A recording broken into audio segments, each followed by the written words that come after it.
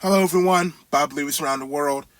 So in this video, I'm just going to be talking about the huge incident or attack that I received on my TikTok page last night, and what was going on, and just the craziness of it.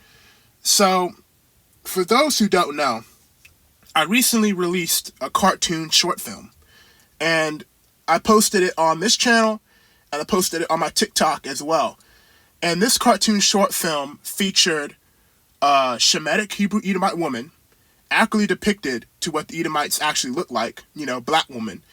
And in this short film, cartoon short film, the black woman was discussing her annoyance and frustration about how the OneWest camps have taken her Edomite heritage and given it to a people who are not her people, aka the so-called white man. And it was smooth sailing for a while, but eventually somebody came onto the page and started leaving some comments. Now, already off the bat, it was strange that somebody would bring, that the OneWest camps would bring the Esau's the white man argument to this particular video, because this was not a lesson. This was a cartoon. All right, this is a cartoon. It was not a lesson. I have all these different historical lessons on the channel that we've done over the past year, and they didn't go for that. They went for the cartoon, which was strange. Another thing that I find interesting, which I'm going to elaborate why this matters a bit more later, is I'm under the belief, based on the profile picture, that the lady who came after me in full force last night in the comment section of my cartoon was the same woman who went after sons and daughters of the Covenant of Yah. Now, why this is important, I'm just going to say it right now instead of postponing it, is because this proves that these One-Westerners are looking to crush and destroy people and force their false doctrine onto others, and not to seek wisdom and education. Because 99% of the comments that she came after me with her points that she was making about, trying to say Esau's the white man, are points that she also brought up to sons and daughters of the Covenant of Yah like 6 months ago, and he refuted and rebuked every one of her claims. And clearly, there was no listening, there was no note taking, because she used the same claims against me. Now, what I want to say is she used an interesting tactic. She used a tactic of attack that I'm very familiar with, which is a tactic of deflection.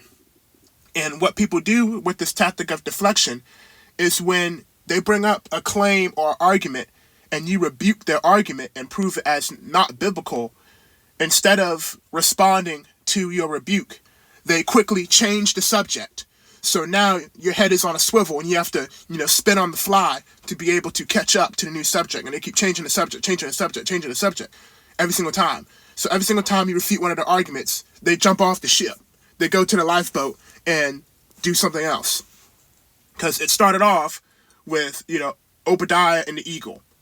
I explained that, about how the eagle in Obadiah was a reference to the Edomites living in high habitation, and the word eagle was never a code word for Edomites, because there's times in scripture where the eagle is used to explain other things that has nothing to do with Esau.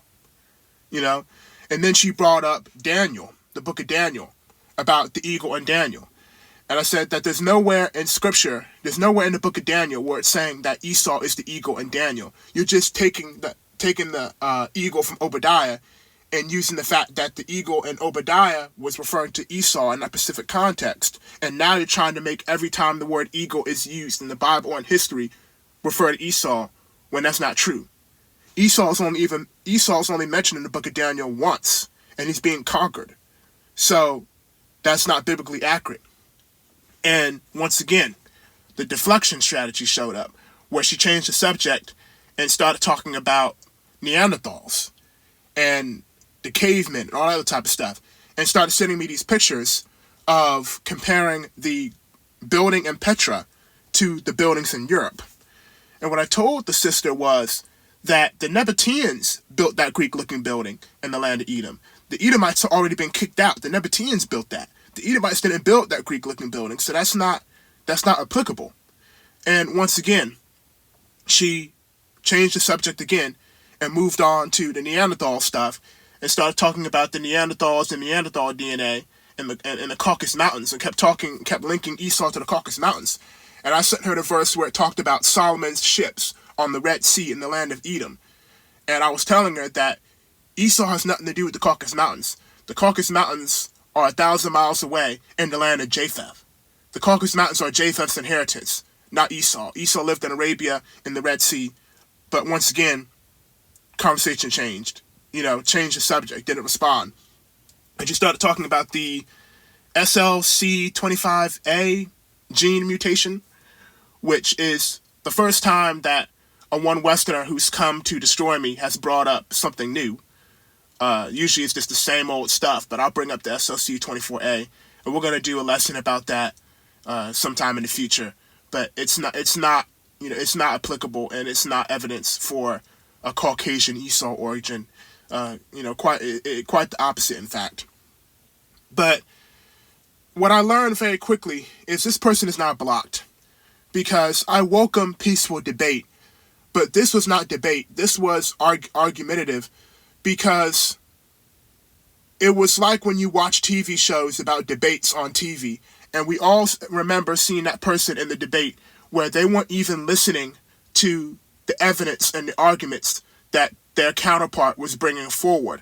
They were just waiting for the clock to end so they could have their chance to talk. She wasn't reading anything I was saying. She was just waiting for her chance to speak. Because a lot of the stuff she said are already shown to be inaccurate according to the scripture and according to the history and many other sources. So if she was actually listening to what I've been saying to her, she would have stopped talking about the Caucasus Mountains quite some time ago. But she wasn't listening to me. She was just talking.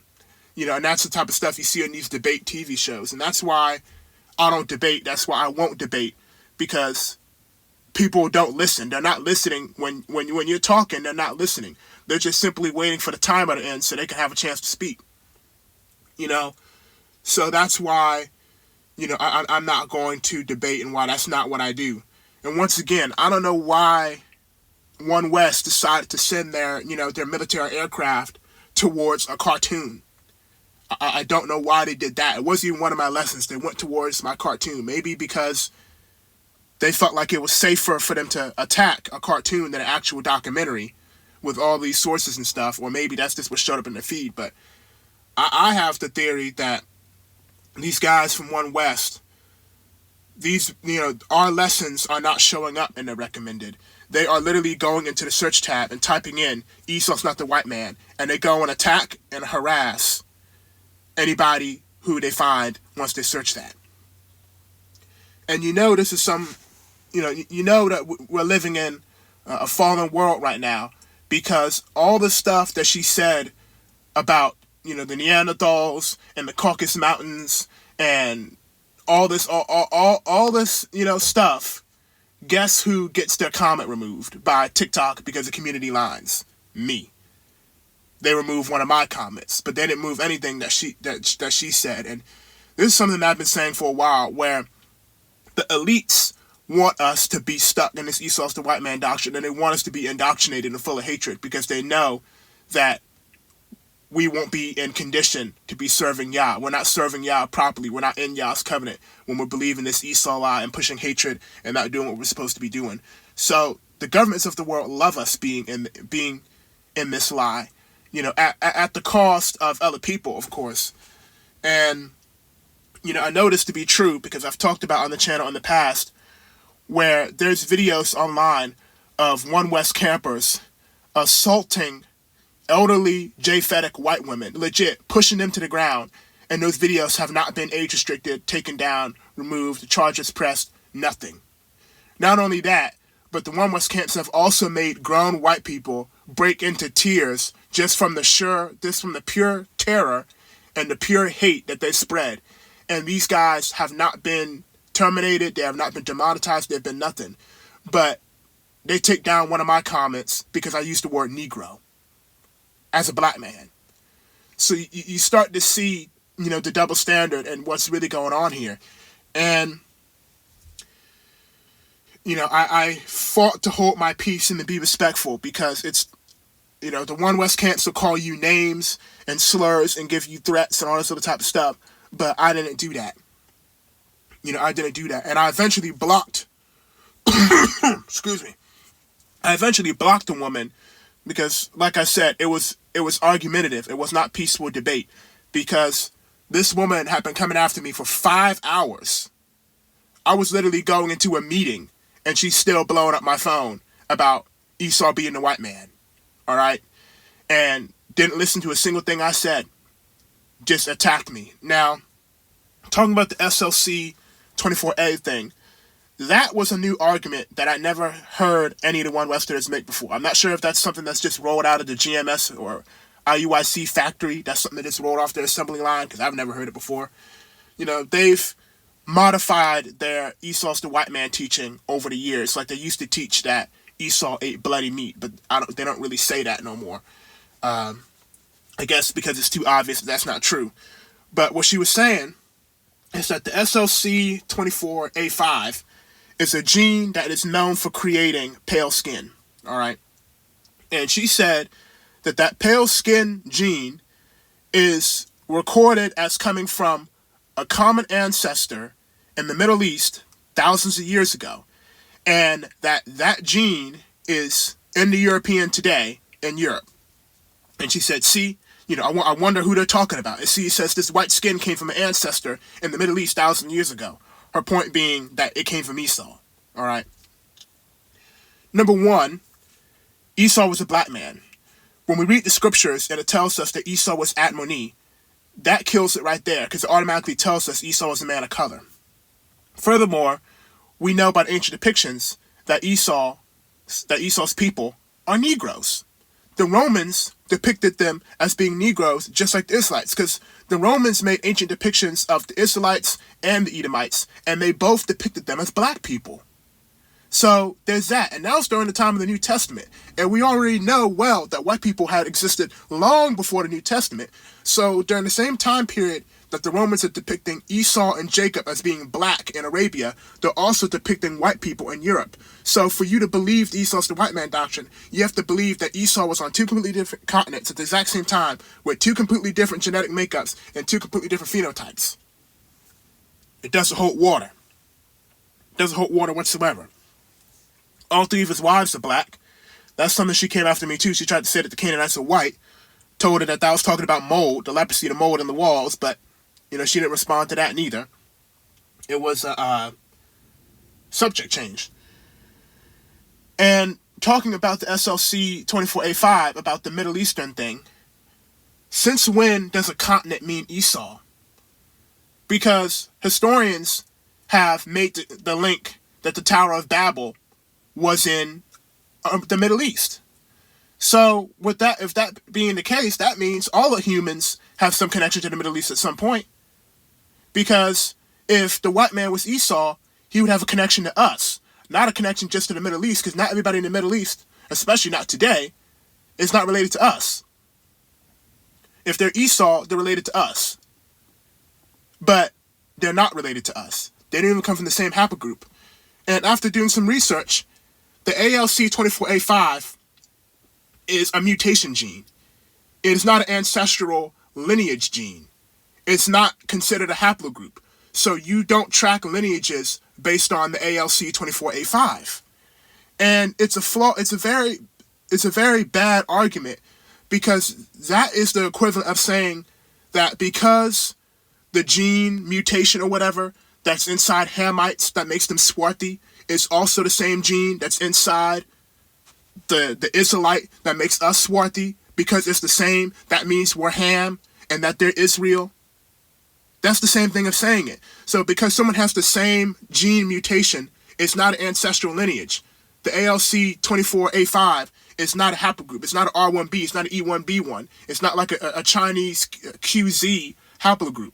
It's not tracing you back to a nation of people or ancestors like a haplogroup. That's why people don't use it. It's a mutation.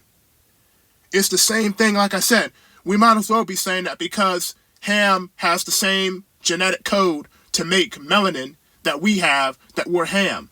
So now you're saying that which for one thing, Esau himself was not even white.